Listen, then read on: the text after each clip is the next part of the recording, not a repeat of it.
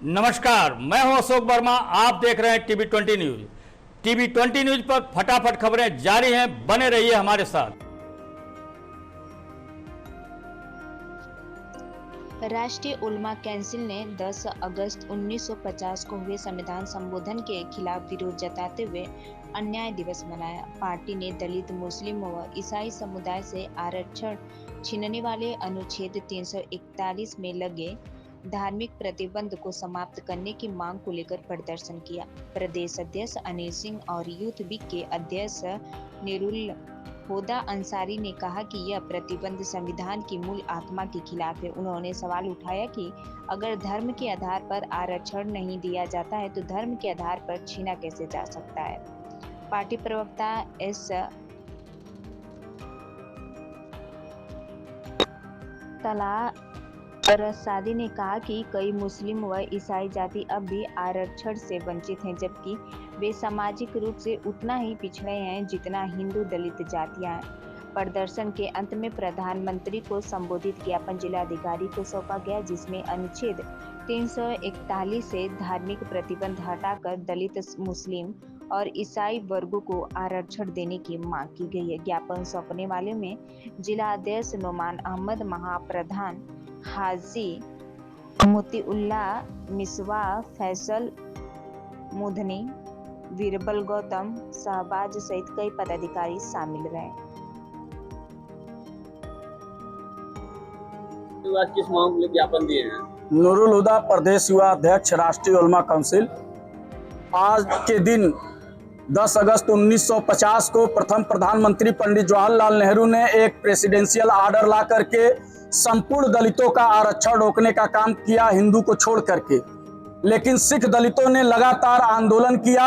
1956 में अमेंडमेंट करके उनको सम्मिलित किया, 1990 में बौद्धिस्ट को सम्मिलित किया और ईसाई दलित और मुस्लिम दलित जातियां जैसे नट, भाट, पौरिया, डफाली, गदड़ी, फकीर, भंगी, जोगी, मोची, इनको वंचित करने का काम किया। आज भी आजाद हिंदुस्तान के 75 साल बाद भी वंचित हैं। मैं आपके माध्यम से माननीय प्रधानमंत्री जी से पूछना चाहता हूं कि जिस तरीके से हिंदू का दलित जैसे धोबी है, हलाल खोर है, इस तरह की जो 13 जातियां हैं वो एससी सुरक्षित सीटों पे जो चुनाव लड़ती हैं, 90 के बाद बौद्धिस्ट लड़ते हैं, 56 के बाद सिख दलित लड़ते हैं, उसी तरह से मुस्लिम का धोबी, हलाल खोर, मेहतर ये उस सीट पे चुनाव क्यों नहीं लड़ते हैं? ये लोकतंत्र की जो हत्या हुई है 1937 एक्ट में, इन संपूर्ण दलितों का 9 अगस्त 1950 तक इनका आरक्षण निहित था।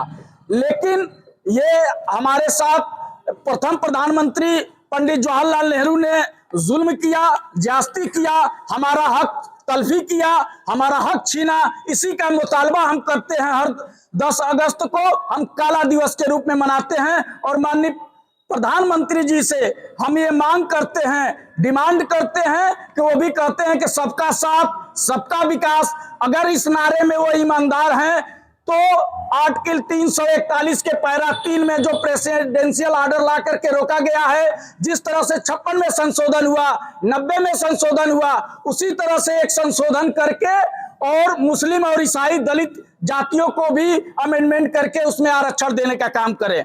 दूसरी एक अर्जाल कमेटी, अति पिछड़ा आयोग पूरे देश के अंदर गठित होना चाहिए। जिस तरीके से बिहार के अंदर नीतीश सरकार ने गठन किया है और उसमें नट, भाट, पौरिया, डफाली, गदड़ी, फकीर, कुरैशी, कुर्मी, इस तरह की जो भी मुस्लिम जातियां हैं उसमें पंचायत तक उन्होंने आरक्षण दिया है, ब्लॉक प्रमुख तक मुस्लिम बन सकता है, अति पिछड़ा मुस्लिम। और यहाँ जो सो कॉल सेकुलर पार्टियां हैं पूरे देश के अंदर, यहाँ अखिलेश यादव जी से हम ये सवाल करते हैं कि उनके पीडीए में आखिर पिछड़ा और अति पिछड़ा मुसलमान कहाँ है? हमको तो दो तरह से ठगा जाता है। एक तो अल्पसंख्यक के नाम पे, देखिए अल्पसंख्यक में सिर्फ मुसलमान नहीं है, अल्पसंख्यक में पारसी भी है, ईसाई भी है और वो तमाम जातियां धर्म के लोग हैं। तो हमको एक मुसलमान के नाम पे ठगा जाता है और अगड़ा और पिछड़ा के नाम पे ठगा जाता है। हम ये डिमांड करते हैं अखिलेश यादव जी से, ममता बनर्जी जी से और पूरे हिंदुस्तान में जो सो कॉल सेकुलर पार्टियां हैं उनसे कि ये सदन में इस बात को उठाएं कि आर्टिकल 341 के पैरा 3 से प्रेसिडेंशियल आर्डर हटाया जाए ताकि सबको उसको लाभ मिल सके।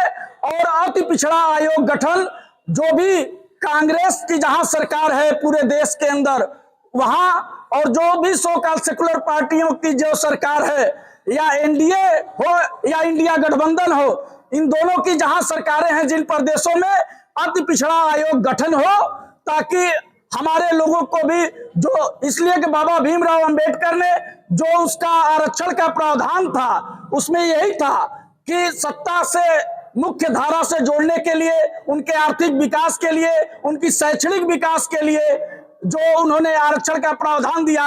जब धर्म के आधार पे हमको आरक्षण दे नहीं सकते तो धर्म